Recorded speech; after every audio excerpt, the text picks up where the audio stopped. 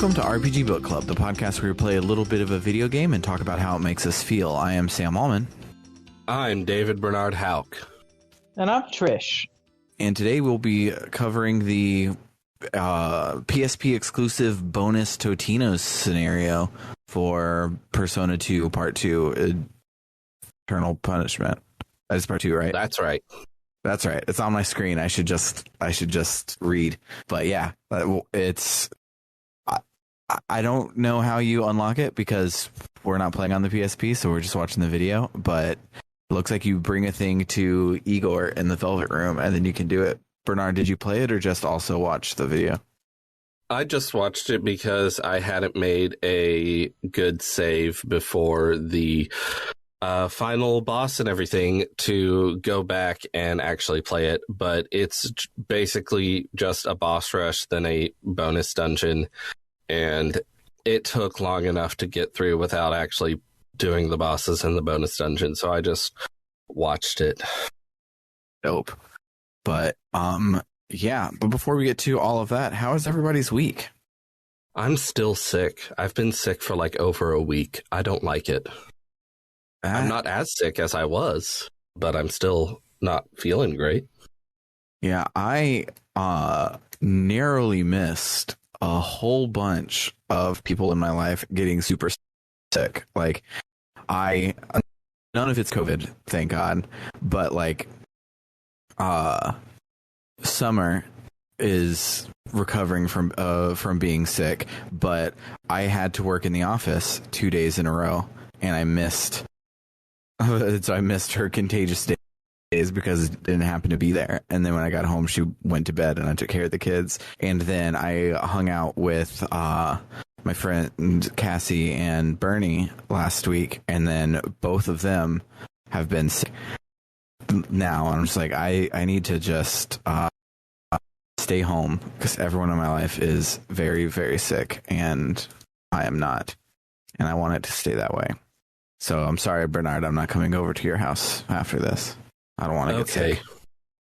That's fair.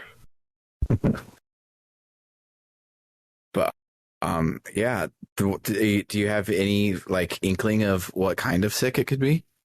Oh, it's just a cold, probably. They tested me for COVID, and it said no COVID, and also my symptoms don't exactly match up with it.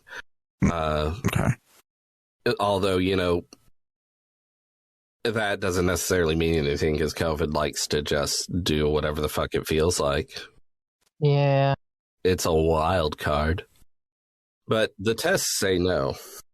Back in April, I recorded 2 podcasts being like, it's definitely not COVID because my symptoms don't match. And then it was COVID. Mm-hmm. But anything else exciting happen? I've been playing Assassin's Creed games again. I played the first few a long time ago, and I liked them. And now I'm playing more of them, and I like them. They have problems, but it's fun to go around and stab people and be in ridiculously well-researched recreations of historical places and times. Yeah. The Origins just got free on Xbox, and apparently it's the best one because Polygon put out an article this week said after all this time, Assassin's Creed Origins is still the best one in the series. And I'm just going to take that as truth and not having even read the article. But I haven't played Origins, but I really want to now that I have access to it. Mm-hmm. Yeah, I got a 1,000 gamer score in Assassin's Creed 1 back in the day, and we didn't have much back then. We didn't. And if you've never 1,000 gamer scored Assassin's Creed 1, don't. It's not that fun. It's like finding literal like 500 Doomaflagis, and it's not great. But I did it anyways. And then I similarly cleared out almost all of Assassin's Creed 2, but then I fell off hard when I did whatever Ezio 2 was, whatever that one was called. I don't think it was Brotherhood. I think it was the other one.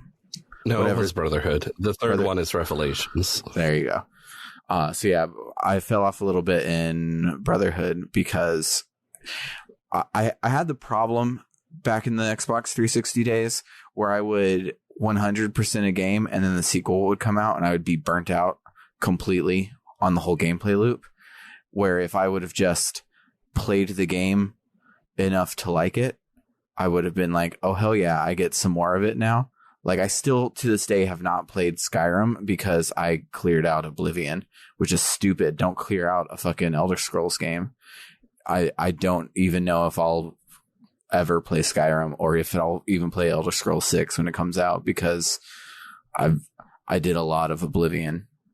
I mean, there's not really a reason to play Skyrim if you have any other video game to play, in my opinion. Agreed.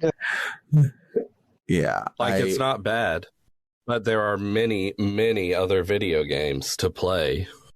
Yeah.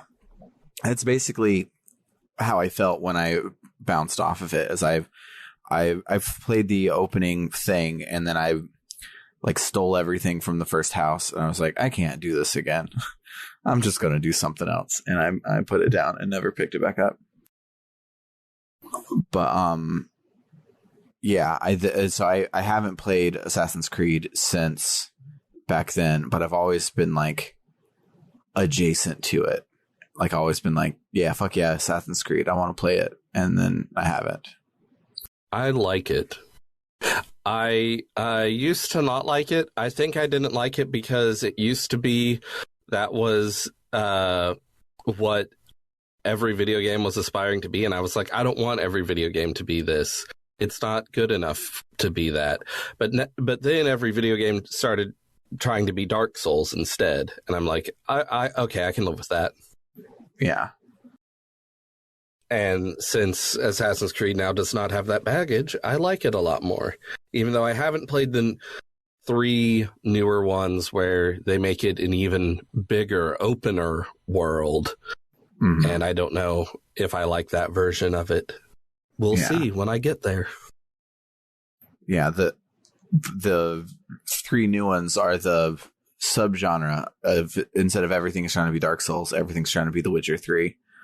And I don't know if they pull it off or not, but they probably do, because these games look good and people talk about them fondly, and they haven't talked about the previous like 4 or 5 prior to that point as fondly. So I don't think anyone ever said a full sentence about Assassin's Creed Syndicate. Yeah, I think this is the longest sentence that anyone has ever said about the video game Assassin's Creed Syndicate. What about you, Trish? How was your week?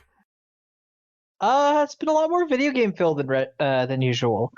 I'm finally getting farther. Fire Emblem update. I'm on the Blue Lions route. I just got past the time skip. I got to the point where Dimitri went from being regular Fire Emblem Prince to being a trash man. Nice. I know some people like that. I'm not exactly a fan, but I guess I'll put up with it. I finally found a randomizer that is exactly what I need. Oh yeah? Namely, Paper Mario has a absolutely fantastic randomizer, and it's just a really fun game to randomize. Interesting. I often hear of, there's a randomizer for this game, and I'm like, how do you do that game randomly? How do you randomize that? Well, I mean, there's a lot of ways to randomize it. It's very customizable, but the main version I've been doing is basically making it effectively open world. You can set it so all enemies like procedurally level with you. So if you go to an area that's usually way too hard for you, everything's about your level. I don't like that. I don't like that in any open world game, honestly, that much. I'm not a big fan of the everything is always leveling to keep pace with you. And so I don't do that. I have everything be as hard as it normally is, which provides an additional barrier to going to certain areas. It's just fun. I have reached the point where I've done all the checks I know I can do and easily reach, and so now I'm just like sweeping through areas trying to like dig down and be like, what is it I'm missing? I'm missing something. But that in of itself is still fun. And then I recently finally set up a desktop computer I've had for years now. Me and my ex shared it, but we didn't use it very much because we chose to do a two profile thing where the hard drive was split between the two profiles, and it just ran like ass. So I got it set up again. I spent a lot of time fixing that, so it's just one profile, and it's completely wiped clean. And of course, the first thing I did was immediately install Fallout New Vegas and start playing New Vegas again because I'm trans. Fallout New Vegas is real good. Nice. I this week I now can say it. I've been playing a shitload of Trails from Zero for the new Kiseki game. I got a review code and I've been playing the shit out of it, and it's really fucking good. And if you haven't gone and listened to the episode that we put out 2 days ago as of recording, then you should. But my short review of it is it owns. And if you haven't played Trails in the Sky, you probably should before this game. But you also, I feel, at least so far, the 2 chapters that I've played, I feel you don't have to. I feel it does a good job of focusing on its characters. And so when previous characters show up, they are like introduced again, and you probably could play it out of order and just hop in the new hotness that everyone will be talking about in 5 days. But it owns, and I really like it. But besides that, I had a company picnic today, and the company picnic was an employee appreciation picnic where they wanted to thank everybody and make everybody feel special, except they fucking forgot that I worked for the company. My name wasn't on any of the name tags. I didn't get called up for the, hey, you've worked here for a year, congratulations service awards. My name wasn't in the door prize raffle like everyone else's. They let me take the like gift that they got everybody, which was a really nice camping chair. So like, I'm not too mad, but it just was bizarre that I basically didn't exist today at the employee appreciation. We appreciate all the employees except Sam picnic. I'm so sorry. That's awful. It was kind of fucked up, but it was fine. It was whatever. It was a beautiful fucking day outside. Like the bluest skies, and the trees are just starting to change because autumn exists up here. And it was the kind of weather where it's warm and toasty in the sun, but in the shade it's like really fucking cold because it's windy. So you get the hot and the cold at the same time when you're sitting out in the sun. And I had a grand old time just texting my friends and not engaging with any of my coworkers because they're all Midwestern normies and I am not.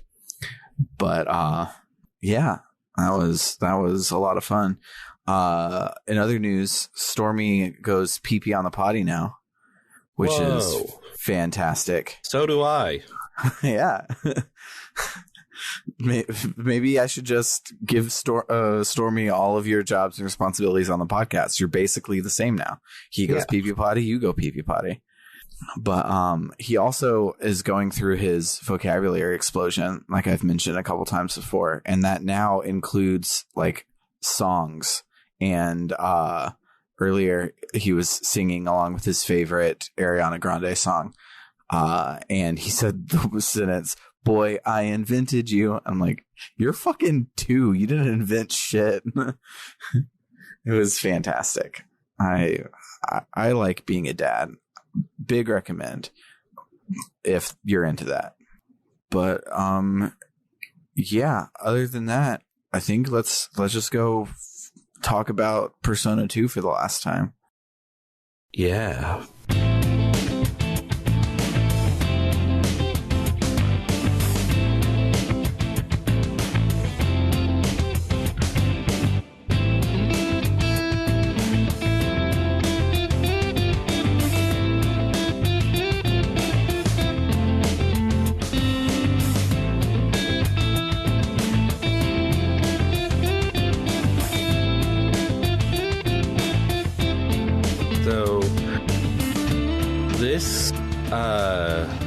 This scenario that we went through managed an amazing balancing act of being both way too dense and nothing happening. But anyway, let's get started. Persona 2: Eternal Punishment. Lone Shadow. A woman we haven't met before narrates as she welcomes Totinos into her apartment. He's going to stay there with her, but he just stands by the window and says nothing. The woman narrates about what an angry sad boy he is, and that this isn't just his story, it's both of theirs. 13 hours and 37 minutes earlier, we see the woman enter Club Zodiac and approach Anna. She introduces herself as Shiori Miyashiro, with the Conan PD Juvenile Division. Anna tries to excuse herself and leave, but Shiori tells her the man who hit her with his car got out on bail, then was killed. Shiori shows Anna a black card with white text reading, "You're next," and asks if she's seen it before. Anna has not. Shiori says that it's Joker's calling card and explains the rumor. Anna says if she had wanted him dead, she would have done it herself. Anna flips over the card to see the address. Shiori reveals that it's her own address. She says she called Joker and gave him her own name. She did this to test what was happening. She asks Anna a bunch of questions about Joker. Had she talked with him? Did he demand compensation? And also if he matched a description which we recognize as matching the appearance of Tatsuya Sudo. Anna hands back the card and restates that she never dealt with Joker. Shiori is like, "I believe you." And I'm like, why did you ask her all that shit then? But anyway, she ends the conversation. She narrates a lot, then asks the employee at the counter to rent out the VIP area to her. She threatens him with legal action if he doesn't cooperate. Very cool. She then narrates for a long time about the licensing laws which the club is skirting, and I'm like, oh my god, who the fuck cares? Who gives a fuck? Did they have a minimum word count they had to meet for this scenario? I don't know. Shiori gives the employee her business card and asks him to call her if anyone else tries to enter the VIP area, and tells him that if morning comes and nobody leaves, he should call Detective Suo of the Criminal Investigations Division and speak to no other police officer. Shiori speaks briefly with Anna again, who seems interested in Detective Suo. Shiori says he's leading the investigation into the Joker murders, and that he doesn't think Anna called Joker either. Shiori heads to the VIP area. She calls her own cell phone number and says where she is. No turning back now. We now see the garage of the Suo household. Totinos narrates about how he fucked up and remembered everything when he ran into Maya at the train station. He says that in his dream, he left a brand on his right hand, the mark of a sinner possessed by darkness. Totinos swears that he will defeat the crawling chaos and save this world where his friends live.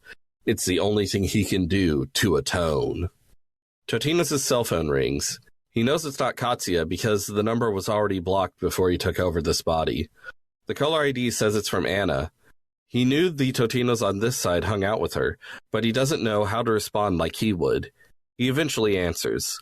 Anna tells him what happened with the cop lady who called Joker on herself and locked herself in the VIP area, and she tells him not to come to the club so he doesn't run into Katsuya, who might show up.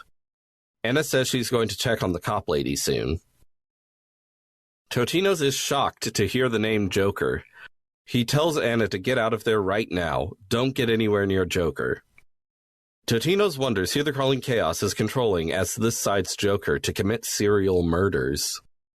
He realizes the crawling chaos might have known all along what choice he and his friends would make after losing Maya and planned for this. Totinos hops on his motorcycle and speeds off to Club Zodiac. Totinos finds Anna still at the club. They talk for a bit, then he demands the employee from before, who is named Nakamura, give him the spare key to the VIP area. Nakamura is freaked out about the cops getting involved here and doesn't want to cooperate. Totinos sees Shiori's business card on the counter, picks it up, memorizes the name and phone number, then burns it up with his persona powers. Anna and Nakamura are freaked out. The latter gives Totinos the key. Totinos grabs a wooden sword used for breaking up bar fights from behind the counter. Nakamura is like, you're not Joker, right? Totinos straight up says, don't go spreading weird rumors. If it's the same as the other side, that'll cause problems. Why is he constantly talking about shit that no one else is going to understand, that no one else has context for? He's under a lot of stress. Anna stops Totinos before he can enter the VIP area, and it's like, you're acting really weird. Are you really Totinos? And Totinos thinks at length through what he can say, and he can't think of anything to say to satisfy her except the truth. But then he doesn't tell her the truth. He just says he's really Totinos, which I guess is technically the truth in some way. But anyway, he tells her that he won't let Shiori get killed and that Anna needs to go home. He says he's going to atone for his sins and that she shouldn't get involved with him for a while. He heads into the VIP area. We shift back to Shiori's perspective. She falls asleep in the back of the VIP area and has a dream she's had ever since her kid brother bugged her into playing this weird game long ago. In what we recognize as Philemon's space gazebo, a butterfly flies around, then turns into a masked man. In these dreams, he would always ask her for her name, and she would always decline. She thinks about how no one believes her when she tells the truth anyway. She had seen the man who dismembered her little brother. She wants to know whether the rumor was true or not, the rumor that Joker is Tatsuya Sudo. She had discovered that Tatsuya was most likely the serial killer from 10 years ago, though she had no proof. She's determined to find out if he truly is Joker. Totinos enters the back room of the VIP area, and Shiori interrogates him about what's going on and if he's Joker. She realizes during this that he's Katsuya's younger brother. Just as he's convincing her he's not Joker, Totinos pulls Shiori close to dodge a large knife thrown at her head from across the room. Totinos asks, "How long have you been there?" A voice says, "From the start, dumbass!" Shiori had confirmed the room was empty when she entered, but now there's someone else in there with them. The voice says he had been having a drink while pondering just how to kill Shiori. Shiori points her gun at the man. He looks just like the man she had seen 10 years ago, who stood next to Takuya's mangled corpse, Tatsuya Sudo. And it's clear from context of how the name is dropped that Takuya is her younger brother who was killed. Tatsuya tells Totinos that the voices told him all about Totinos and the other side. They talk about the other side and stuff for a while, confusing Shiori. Eventually, Tatsuya realizes that when Totinos and the gang changed history, Shiori's little brother was killed by Tatsuya in Totinos' place. Takuya was Totinos' stand-in. Tatsuya says he got a call to kill Maya Amino. Totinos attacks immediately. As they fight, Shiori can also see their personas battling. After the fight, Tatsuya teleports away, leaving his sword behind. Totinos takes the sword. He asks Shiori about her brother's death. It turns out it was the same time and place that Totinos was attacked on the other side. Shiori reveals that Totinos' father and one other officer were the only ones who believed her when she said she saw Sudo's face. Then Totinos' father was dismissed on false charges orchestrated by Tatsuya's father. Imagine how confusing that sentence would be if, for some reason, those characters had the same name. Totinos says it's true that Shiori's brother died because of him. Shiori wonders what sins he's shouldering. To be continued. Right now. Persona 2, Eternal Punishment, Lone Shadow, Part 2. At Alba Park, Shiori's talking with a middle-aged security guard, former Detective Suo. She shares a recording of Totinos explaining to her what's going on with the other side and all that. She had promised to keep it between them, but had secretly recorded it and is now showing the recording to his father. Cool. Great cop. Love it. I want to talk about this more in later, but she's the worst. She's terrible. I hate her. Absolutely. I almost stopped playing in the scene where she first meets Totinos. Mm-hmm. Or rather, watching the video. Totinos Sr. is dumbfounded by all this persona and rumors business. Shiori reveals that Totinos Jr. gave her a school emblem, which rumor says will protect her from Joker. And sure enough, Sudo has not appeared since. Shiori tells Totinos Sr. that Totinos Jr. is pursuing Sudo on his own and doesn't want to get his friends from the other side involved. She says Togashi and Shimazu are obstructing the investigation so Tatsuya Sudo doesn't get arrested. Shiori says she's helping Totinos Jr. and narrates about how she's providing him with a place to stay and information on the Sudo investigation in exchange for him killing Sudo. She muses that even though Sudo is evil, killing someone will scar Totinos Jr. But she's still going to let him do it. Regardless, she asks Totinos Sr. to let him do as he pleases. Totinos Sr. agrees to withdraw the missing person report and stay out of his son's way. He feels responsible for all this happening because of his failures 10 years ago. They overhear kids yelling about how the Aerospace Museum blimp is flying, and Shiori gets the feeling that Totinos is on that blimp. And I'm like, I mean, you're right, but also, huh? How? How did you know the parts you're not there for? We see Totinos arrive back at Shiori's apartment after the blimp adventure. Shiori is not there. He muses that even though Tatsuya is dead, this doesn't feel like the end, then continues to muse about random stuff for a long time.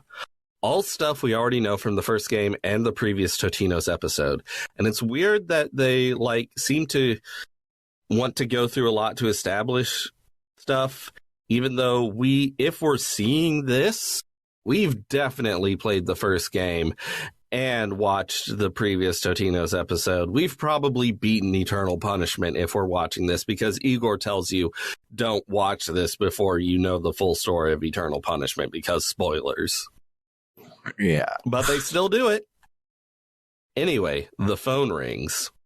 It goes to the answering machine, and a man's voice whispers, I know who you called. If you're capable of hearing this, contact Sergeant Suo as soon as you can. Totinos is confused by this, and for reasons that aren't very well established, turns on the TV. He sees, very luckily, the interview with Chizuru, where she reveals that people who call Joker become Jokers. Totinos realizes this means Shiori could become a Joker. He tries to call her cell phone, but she doesn't answer.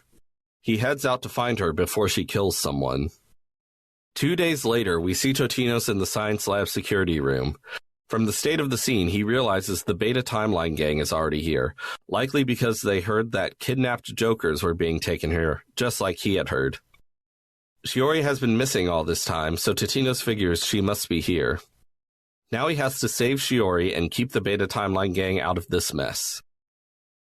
Totinos runs into Aikichi, who the gang had left with all the Jokers so he could get them out of the lab, even though he can't defend himself. And I talked about this the last time we were in this situation, how it's so weird that they give this job to him.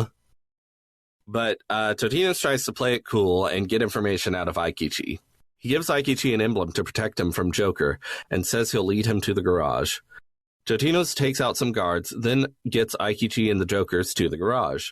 Aikichi's like, by the way, how'd you know my name? Totinos is like, who doesn't know the undie boss of Cuss High? Aikichi's like, what the fuck is an undie boss? Totinos is like, bye. Totinos leaves and overhears some guards saying they've been ordered by Shinjo to leave the intruders alone.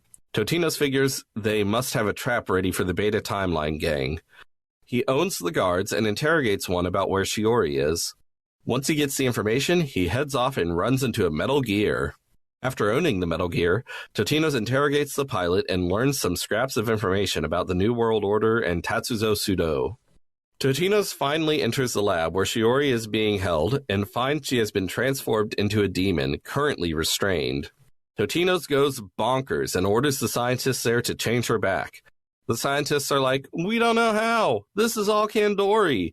By the way, Kandori is currently going by the name Shinjo."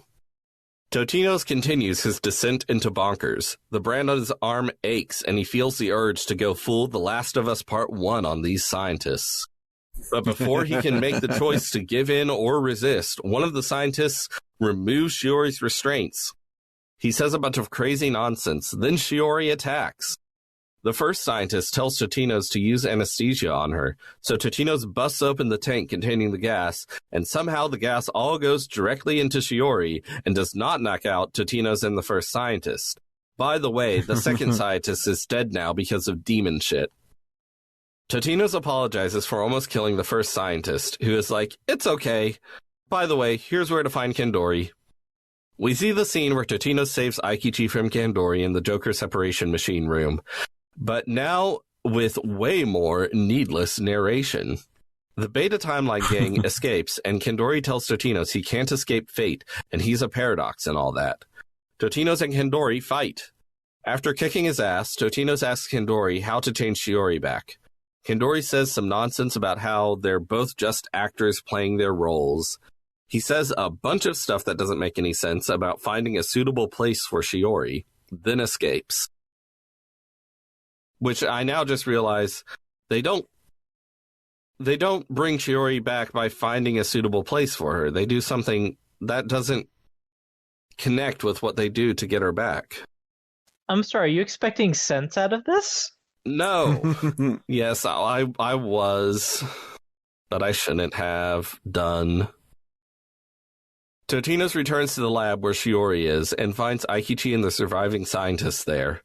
He asks Aikichi to not tell the Beta Timeline gang about how they met here, then tells him and the scientists to get to the parking lot. Totinos figures he should ask Igor about all this. To be continued. Right now. Persona 2, Eternal Punishment, Gone Without a Trace. So there's 3 parts. Part 1 and Part 2 have the same title. But Part 3 is not the same title, Part 3. It has a unique title. Why didn't they give all 3 parts unique titles? Or just Part 1, Part 2, Part 3. Exactly. Why did they not... Totinos takes Shiori to the Velvet Room, but Igor says that while he can remove the demon from Shiori, he can't remove Shiori from the demon.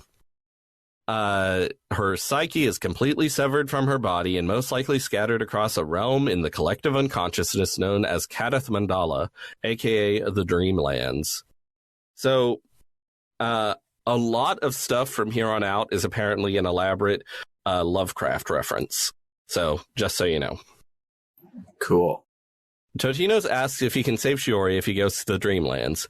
Igor says some nonsense, then says that only the Crawling Chaos has the power to open the door to Kadath Mandala, that Philemon's power has waned too much to do so.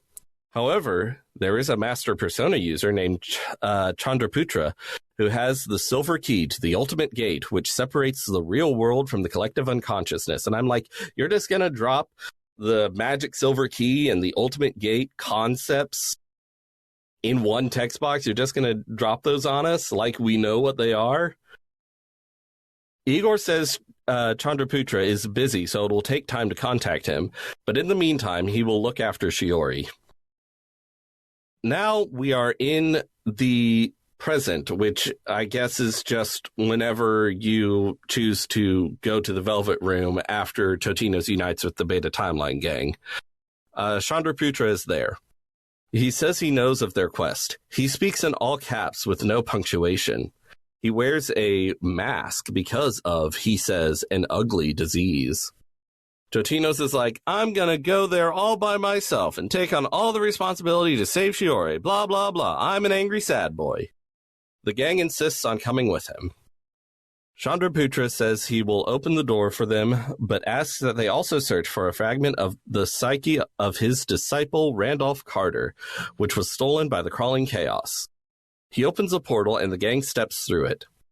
They are greeted by a talking bipedal cat, who introduces himself as Lieutenant General Zula of the Ulthar Cat Army.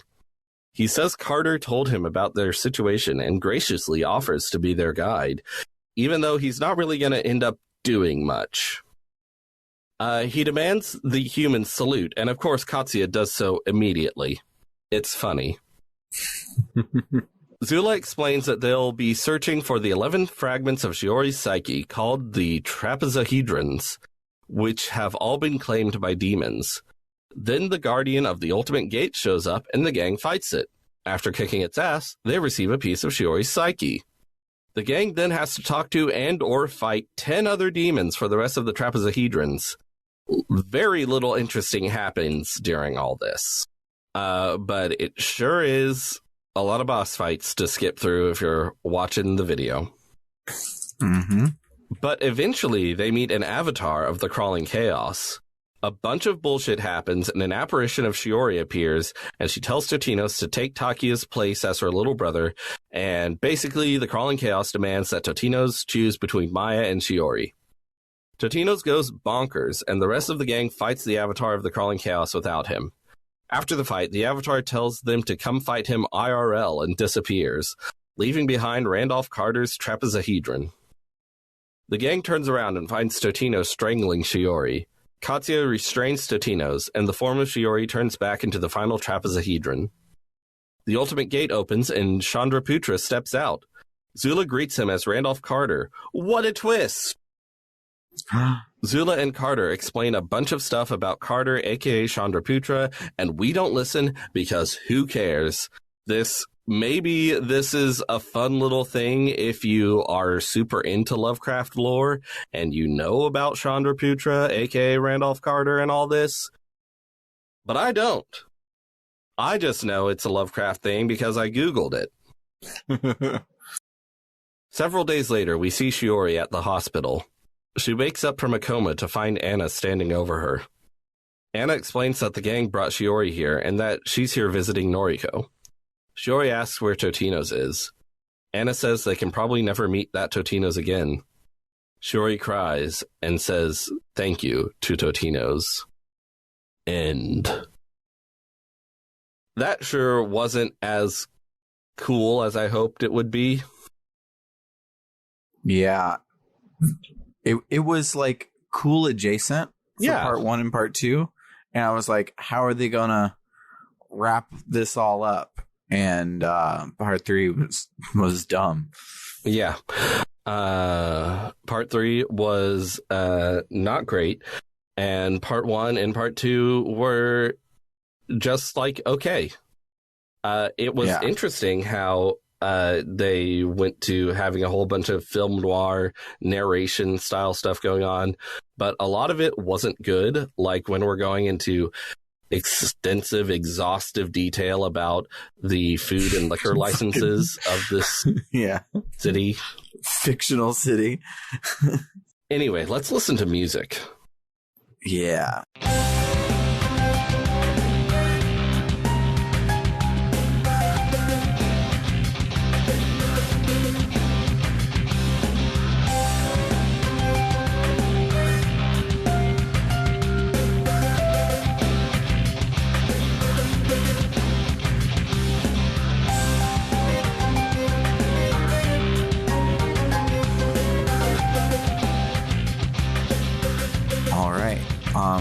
Any memorable moments from this thing? Trish, I feel you have a lot that you want to say about the propaganda of this episode. Oh, you could tell? Before we get to the propaganda, I will say at first I was like, oh neat, this has got like a detective noir kind of narration style going on. That's kind of neat. Mm-hmm. And then within 2 scenes, I was like, never mind. Yeah, gosh. It's like they completely forgot that they can also communicate things through sprites moving and decided to not do that at all anymore. Yeah. And then also just like, I think the only thing I can really say of like note is that's like a good thing is like, well, at least now we know what was up with Totinos' dad. Yeah, I had always sort of thought Totinos' dad had died at some point, which there wasn't any reason to think that. Well, they talk about him being disgraced and what happened to him being the reason that Totino's big brother became a cop when he didn't want to be, because he felt like he had to for the honor of the family. And so I'm wondering, so now we know what was going on there. I completely forgot in the main game that they didn't answer that question. With everything else going on, it completely slipped my brain. Mm-hmm. I have to wonder, in the original timeline, did the same thing basically happen, except instead of it was Totinos was like, oh yeah, it's this dude, or Maya was like, oh yeah, it was this dude, and he was the one being like and lost his career trying to implicate him, or I don't know. It's unclear. Yeah. As much as I love this whole alternate timeline sort of thing, the logistics of how it's an alternate timeline are just never brought up. They're just like, oh yeah, this changed 10 years ago. And it's like, okay, how? And they're like, it's different. And now the repercussions of that but there's a lot of things that are the same that it doesn't explain how they're the same with the rest of the world being so different. I mean, in both timelines, Tatsuya killed a bunch of people 10 years ago, like more than just Totinos/Takuya. And so they were investigating him anyway. So I guess you can hand wave that, but you don't want to hand wave that.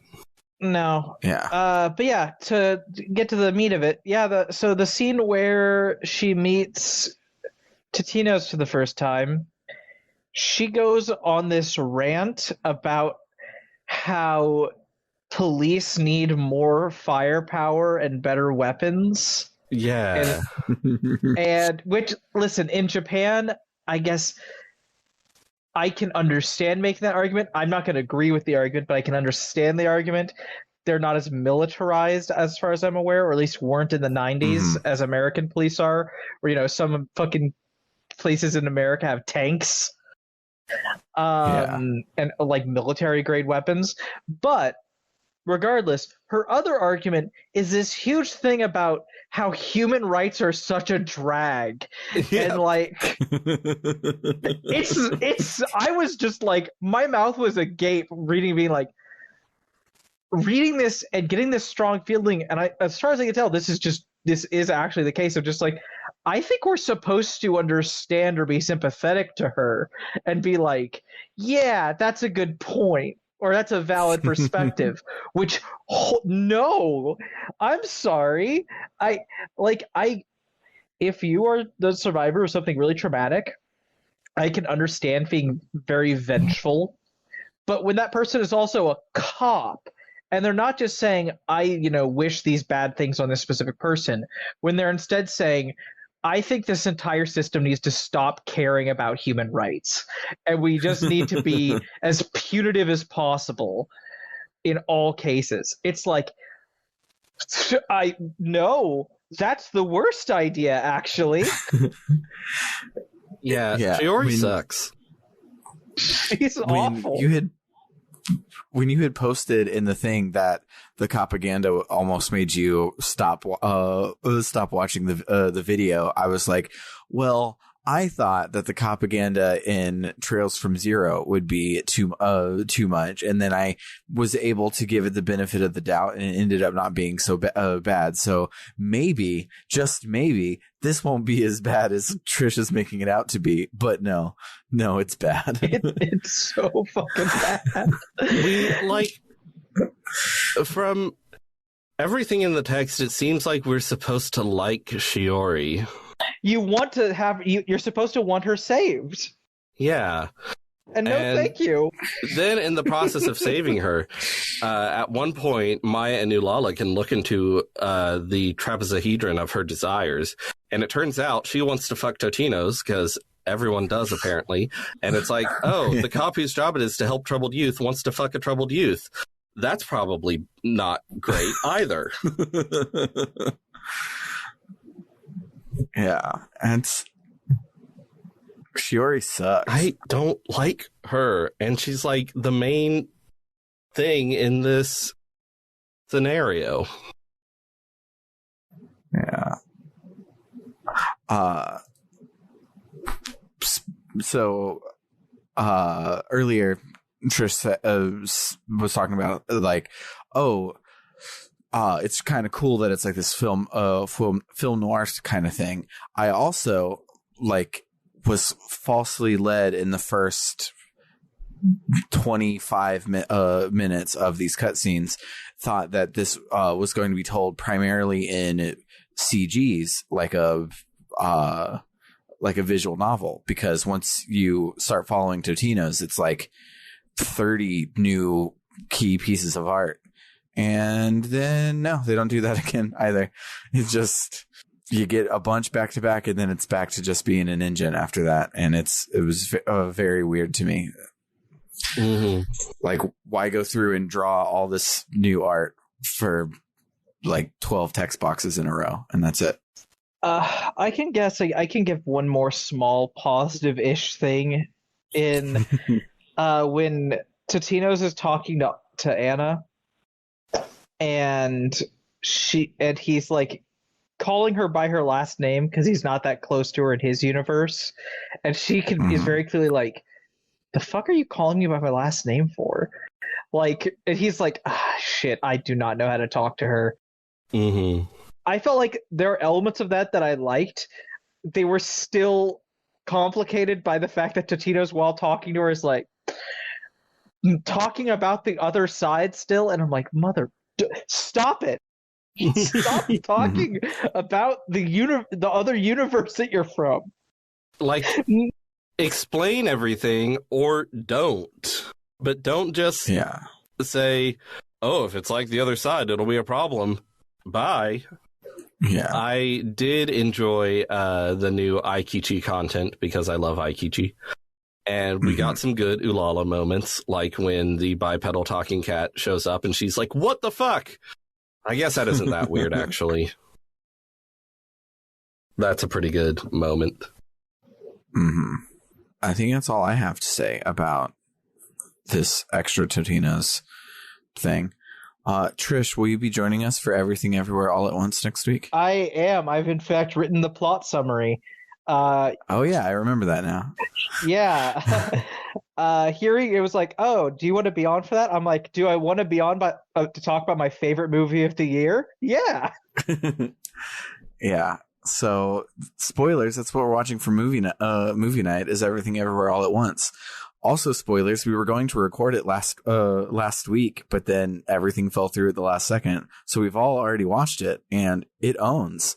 So we're going to talk about how much it owns next week. And since we took a week off, should I end the voting now or end it on movie night? I don't know. Probably everyone has voted by now who's going to vote. Yeah, let's go ahead and call it so y'all can get excited, just in case you haven't seen Everything Everywhere All at Once and you don't want to have to be spoiled on Everything All at Once. Oh, I said it wrong. Fuck. Whatever. I'm done with that bit. I'm not going to keep saying the full title of the movie. Anyway, what are we playing? I'm pulling it up. I was trying to vamp by doing that bit, and then I ruined it. I was shocked because I watched Everything Everywhere All at Once, and I was like, that's my favorite movie of the year, and definitely nothing is going to come close. But then I saw another movie, and it's now tied for favorite movie of the year. Is it the movie I'm thinking of that I was about to try to somehow work into the conversation because I wanted to talk about it? I don't know what movie you're thinking of. Was it about quote unquote a UFO? No. Oh, okay. I was thinking of Nope. Oh no, I haven't seen Nope. I forgot to see Nope. I forgot to go see it in theaters, and I don't think it's in theaters anymore. It's so good. I imagine. I think Get Out is a better film, so I think that's still probably Jordan Peele's best film. But Nope appeals to me in like, I adore Tremors. Like, that's one of my favorite like movies growing up. It hits that itch, but it's Jordan Peele doing it, so it's beautifully choreographed and incredibly well written. Mm-hmm. The movie I was talking about is RRR. I have not heard of RRR. It is a movie about Indian revolutionaries in the, like, I forget what decade it is. I think the 20s, but anyway, it's just about being best friends and being dudes and dudes rocking and hating the British. And it's incredible. I'm interested. Yeah, I recently found the original dub so that I could watch it. The Netflix version doesn't have the original dub for some reason. Yeah, I think there's probably some weird rights thing, but yeah, on Netflix it has the Hindi dub, even though the original language is Telugu, I think. Yeah, I couldn't remember which one was which. I haven't watched it yet, but I did acquire the original version so that I could watch it one of these days. And I'm excited to. And the fact that you liked it even more than Everything Everywhere All at Once makes me super excited. They're tied for my favorite movie of the year. Okay. Yeah, and Nope is also tied with Everything Everywhere All at Once with me. I need to see Nope. It's so good. Speaking of things that aren't tied, our poll in a 3-1 victory will be playing Crusader of Sinti, even though Vimke in the Discord campaigned hard for Beyond Oasis. They're the only person who voted for Beyond Oasis. That's sad. Yes, but I am excited for Crusader of Sinti. I've been meaning to play it since I don't remember which one of my video game likers that I'm obsessed with talked about how much they loved it. I think it was Tim Rogers, but I don't know if it actually was or not. In Tim Rogers' review of 1994, the year, he ranks both Beyond Oasis and Crusader of Sinti on there, and he puts Crusader of Sinti one spot above Beyond Oasis. So that's why I was pulling for Crusader of Sinti. Yes, I think that's where I originally pulled these two, because this idea has been in our idea jar since like Rogue Galaxy, and that was around that time. So I think that's where I had pulled them from. But yeah, Crusader of Sinti, we'll be playing that in 2 weeks after we talk about Everything Everywhere All at Once. And it'll probably take 2 episodes. Yeah. I'm shooting for 2 or 3. We will have another guest host to round out our year of guest hosting. We will then also have a guest host for the next game. So our sellout game also has a guest host. But yeah, this one is the last like normal season of this season to have a guest host, and it'll be awesome, and I'm excited. I also am excited for all of you to head on over to www.rpgbook.club, where you can make donations to help us keep the lights on, pay for games and stuff like that. I was able to get a review code of the brand new game that we're covering, but Matt and Bernard were not. So go and donate so Matt and Bernard can have shiny new things. And If you make a one-off donation or you subscribe at the $1 a month tier or more, you get access to vote in polls like the one we announced the winner of today to choose our next game. You also get access to the Book Club no Kaseki episodes a month before everybody else does. And we also are recording 2 exclusive episodes for members since we released our Trails from Zero episode on Embargo Day for everybody. We're giving some extra bonuses that you only can hear if you subscribe. But if you up your monthly donation to $5 or more, we will also read out your name at the end of every episode. Just like this. Shout outs to Bernie L. Taylor, Aaron 524, Cerebral Wind, Anthony Lerma, Vimk, Jfro Prime, Eli Bergmoss, Doho, and Tuxedo Ken. Then if you really, really love us, you can up your donation to $20 a month, where not only do we read out your name, we also read out any 1 to 2 sentence shout out of your choosing. So you can use this to shout out your Twitch or your Twitter, or if you're like our friend Carr, who is a dentist, you can use it to shout out your own mouth. And he's wants you to brush your teeth twice a day, most importantly, the time before you go to bed. For RPG Book Club, I have been Sam Allman. I'm David Bernard Hauk. And I'm Trish. Toodaloo, folks.